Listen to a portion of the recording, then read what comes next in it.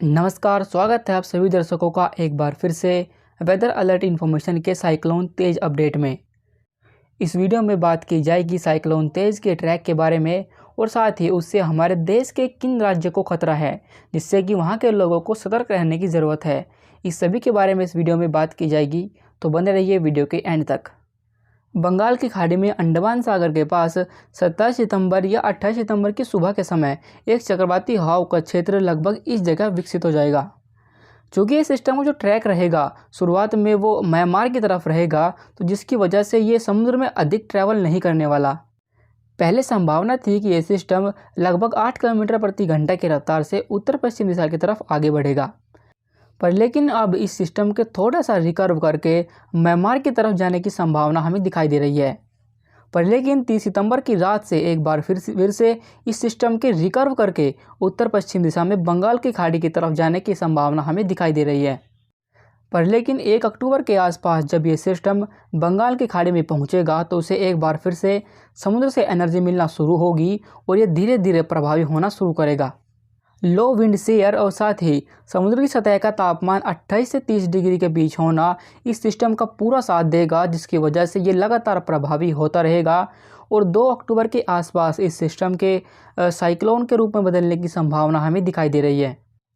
पहले इस सिस्टम के सीवियर साइक्लोनिक स्टॉर्म या फिर वेरी सीवियर साइक्लोनिक स्टॉर्म बनने की संभावना दिखाई दी थी, पर लेकिन जो आज सुबह जो मॉडल का नया अपडेट आया है उसके अनुसार इस सिस्टम के साइक्लोनिक स्टॉर्म बनने की ही संभावना है और सीवियर साइक्लोनिक स्टॉर्म बनने की संभावना केवल 40% ही है। और अभी सिस्टम का जो ट्रैक रहने वाला है वो उड़ीसा के उत्तरी हिस्से और साथ ही जो पश्चिम बंगाल के इलाके हैं, इन भागों पर लगभग इसी दिशा में रहने की संभावना हमें दिखाई दे रही है। लैंडफॉल करने के बाद ये सिस्टम कमज़ोर होना शुरू कर देगा, क्योंकि इसे समुद्र से प्रचुर मात्रा में एनर्जी मिलना कम हो जाएगी, जिसकी वजह से ये डिप्रेशन, उसके बाद निम्न दबाव और फिर धीरे धीरे और कमज़ोर होगा और एक चक्रवाती हवाओं के क्षेत्र के रूप में बदल जाएगा।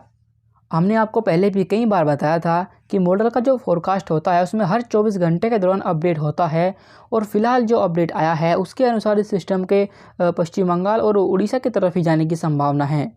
पर लेकिन जैसे जैसे हम आगे की तरफ बढ़ते जाएंगे, इसके ट्रैक और इसकी क्या इंटेंसिटी रहने वाली है, इसके बारे में बिल्कुल सटीक इन्फॉर्मेशन मिलती जाएगी।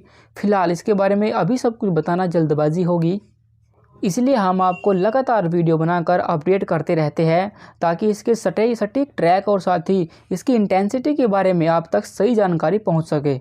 विंडी का जो ECMF मॉडल है वो इसके ट्रैक को थोड़ा सा जो उड़ीसा के दक्षिणी हिस्से है और साथ ही आंध्र प्रदेश के इलाके, इन भागों की तरफ दिखा रहा है।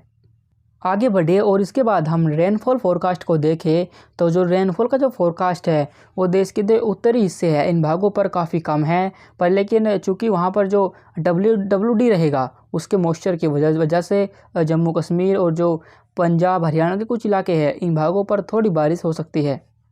17 सितंबर के आसपास जो सिस्टम अंडमान सागर के पास बनेगा, तो उसकी वजह से जो अंडमान सागर है और उसके आसपास के इलाके हैं इन भागों में आपको कई स्थानों पर मध्यम से भारी बारिश होने की संभावना बनी हुई है।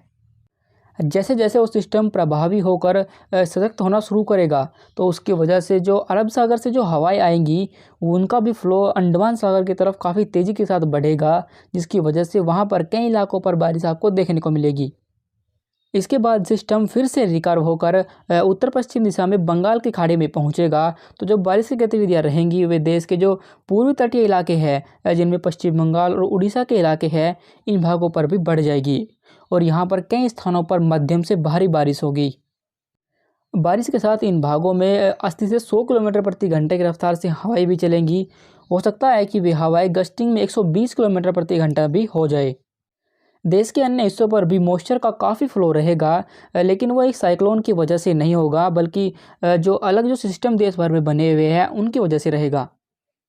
फिलहाल वेदर अलर्ट इन्फॉर्मेशन के साइक्लोन अपडेट में अभी के लिए बस इतना ही। वीडियो यदि अच्छी लगी हो तो उसे लाइक करें और मौसम से जुड़े हर अपडेट के लिए हमारे चैनल को सब्सक्राइब करना ना भूलें। मिलते हैं आप सभी से अगले वीडियो में। धन्यवाद।